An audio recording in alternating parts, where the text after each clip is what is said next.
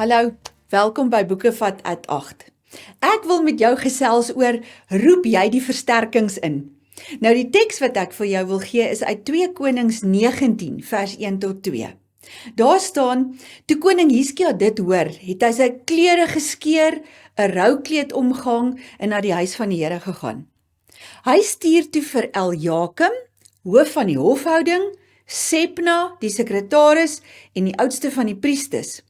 En in hulle rouklere word hulle gestuur na die profeet Jesaja, die seun van Amos.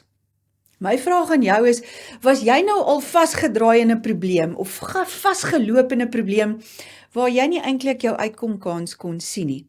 Lees gerus 2 Konings 18 en 2 Konings 19 en so, dis aangrypende verhale daar, maar hierdie verhale is opgeteken sodat ek en jy iets kan leer hieruit. Jy sien, baie keer dink ons dat daar is 'n vreeslike edelheid daarin om ons probleme alleen te probeer dra. En hierdie storie sê eintlik vir ons, dis glad nie so nie. As jy nou kyk, hier is 'n groot probleem, en wie word almal betrek? Hiskia, die koning, hy gaan na die tempel. Hy stuur toe vir Eljakim, kom ons sê, dis die hoof van al sy personeel. Hy stuur vir Sepna, dit is amper die hoof van al die administratiewe aspekte van die koninkryk. Hy stuur al die oudstes van die priesters, en hy stuur hulle na Jesaja toe. Almal wat so half in leiersposisies is in die koninkryk word betrek by hierdie baie groot probleem. En almal word gevra om te bid en saam in te tree en voor God laag te buig.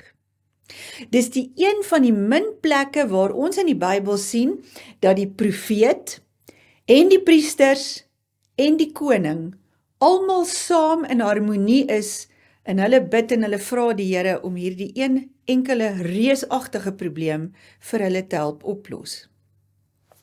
Waarheen gaan Hiskia vir hulp? Hy gaan eers na die hemel toe, maar verder gaan hy na sy leiers toe en hy stuur die leiers, hy gaan na mense toe, hy is nie alleen met sy probleem nie. Nou, hy gaan na die leiers van die personeel, die leier van die administrasie, die leiers van die priesters en dan nou die profeet. Nou ek wil vir jou sê, almal van ons se gebede word eweveel gehoor, maar hierdie leiersmense, hierdie mense in hierdie posisies, staan in 'n baie spesifieke posisie ook as gesagdraers voor die Here en as verteenwoordigers van ander voor die Here. Hulle staan in sekere posisies voor God, veral dan ook Jesaja, die profeet, wat in 'n baie unieke gesagsposisie voor die Here staan. My vraag aan jou is, waarheen gaan jy eerste? Maar wat is ook dan verder jou reaksie as jy probleem het? Probeer jy dit alleen hanteer en alleen dra? Of maak jy dalk soos Hiskia? Betrek jy mense by jou uitdaging en jou probleem, want dit is glad nie 'n slegte praktyk nie. Ons hoef nie alles alleen te dra nie, en jy hoef nie alles alleen te dra nie. Roep versterkings in, maak soos Hiskia. Daar's baie wat ons kan leer by sy voorbeeld. Vrede vir jou.